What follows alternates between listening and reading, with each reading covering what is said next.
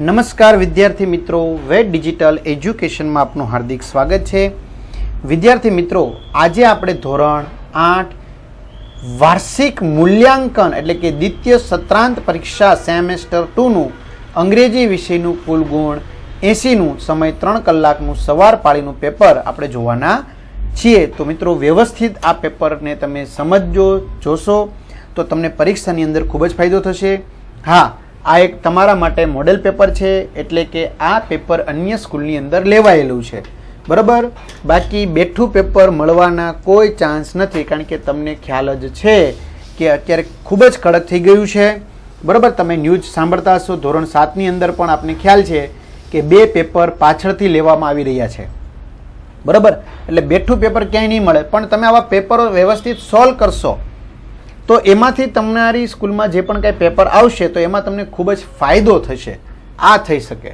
ખ્યાલ આવી ગયો? ચાલો, પ્રશ્ન 1 છે. નીચેના પ્રશ્નોના જવાબ માટે સાચા વિકલ્પનો ક્રમ તમારે જે ગોળ રાઉન્ડ છે એમાં તમારે ઘાટું કરવાનું છે. સાચો જે જવાબ આવતો હોય તો A હોય તો A, B હોય તો B, C હોય તો C, D હોય તો D. તો આવી રીતે આપણને 20 હેતુલક્ષી પ્રશ્નો પૂછેલા છે. તમને એમ થતું છે સર તમે ઝડપથી આ સ્ક્રોલ કરો છો, અમારે વચાણાય નહીં. કાંઈ વાંધો નહીં મિત્રો, ચિંતા કરોમાં. આની PDF તમને ફ્રીમાં મળશે. ક્યાંથી મળશે? તો ડિસ્ક્રિપ્શનમાં ટેલિગ્રામ ગ્રુપ છે, એમાં જોડાઈ જાઓ તો ત્યાં ટેલિગ્રામ ગ્રુપમાં મૂકી દઈશું. વોટ્સએપ ગ્રુપમાં જોડાઈ જાઓ તો એમાં પણ અમે મૂકી દેવાના છીએ.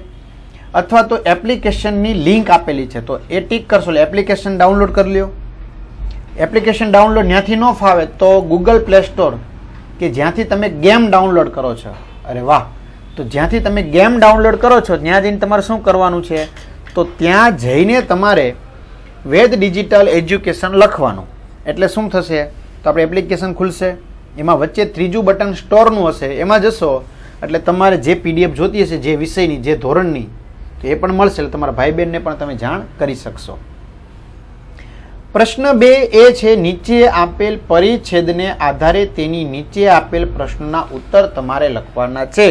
કોઈ પણ 8 એટલે કે 8 છે, તમારે પેરેગ્રાફ વાંચવાનો, એને આધારે 8 પ્રશ્નો પૂછ્યા છે, તો 8 પ્રશ્નોના જવાબ આપવા ફરજિયાત છે. પ્રશ્ન 2B, નીચે આપેલ વિષય પર ટૂંકનોંધ લખો. કોઈ પણ 2 ટૂંકનોંધ. ધ સાધુ, forest of Assam, use of banana, એમાંથી કોઈ પણ 2. ત્યાર પછી પ્રશ્ન 2C, ખરા વિધાન સામે ટ્રુ લખો, ખોટા વિધાન સામે ફોલ્સ લખો. આ 5 પૂછેલા છે. પ્રશ્ન 3A, નીચેના શબ્દોના તમારે અર્થ લખવાનો છે, આમાંથી કોઈ પણ 3ના. પ્રશ્ન 3B, નીચેના શબ્દોના ભૂતકાળના રૂપ લખવાના છે, ગમે તે 3, 4માંથી. પ્રશ્ન 3C, કૌંસમાં આપેલા શબ્દમાંથી યોગ્ય શબ્દ પસંદ કરી તમારે ખાલી જગ્યા છે એ શું કરવાની છે, પૂરવાની છે, બરાબર. તો આમાં તમને શબ્દ આપ્યા છે, એમાંથી સાચો શબ્દ પસંદ કરી ખાલી જગ્યા પૂરવાની. પ્રશ્ન 4A, નીચેના વાક્યોમાં ધેરફોર અને બીકોઝનો ઉપયોગ કરી તમારે વાક્યો ફરીથી બતાવવાના છે. તો એ આપણને કેટલા પૂછેલા છે, તો કે 5 પૂછેલા છે. પ્રશ્ન 4B, કૌંસમાં આપેલ શબ્દનો ઉપયોગ કરી સંવાદ પૂર્ણ કરો, બરાબર. તમારે સંવાદમાં ઉપરથી જે વાક્ય બંધ બેસતું હોય એ શબ્દ તમારે લઈ લેવાનો અને તમારે સંવાદ પૂરો કરવાનો છે. એ પણ 5 ગુણ છે મિત્રો. પ્રશ્ન 4C, નીચેના વાક્યો કોણ બોલે છે અને કોણ સાંભળે છે તે લખવાના છે, બરાબર. બોલનાર અને સાંભળનાર, એના 5 ગુણ. ત્યાર પછી મેન મુદ્દો, નીચે આપેલા મુદ્દાને આધારે નિબંધ લખો. કોઈ પણ એક, ધ એલિફન્ટ, માય વિલેજ, તમને ટોપિક્સ એટલે કે પોઈન્ટ આપેલા છે, એમાંથી તમારે નિબંધ બનાવવાનો રહેશે. ત્યાર પછી પ્રશ્ન 5B, નીચે આપેલા વાક્યોના પ્રશ્ન વાક્ય બનાવો, એટલે કે પ્રશ્નાર્થ વાક્યમાં તમારે ફેરવવાના છે. અને પ્રશ્ન 5C, સૂચના પ્રમાણે ઉત્તર આપો.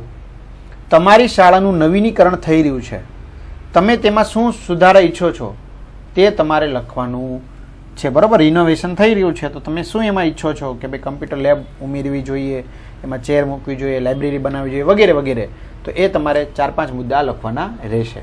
તો આ રીતે મિત્રો કમ્પ્લીટલી આપણે ધોરણ 8નું ઇંગ્લિશનું પેપર જોયું. આ એક ડેમો પેપર છે, મોડેલ પેપર છે, બરાબર. આને આધારે તમે વ્યવસ્થિત તૈયારી કરશો આમાંથી તો તમને પરીક્ષામાં ફાયદો થશે.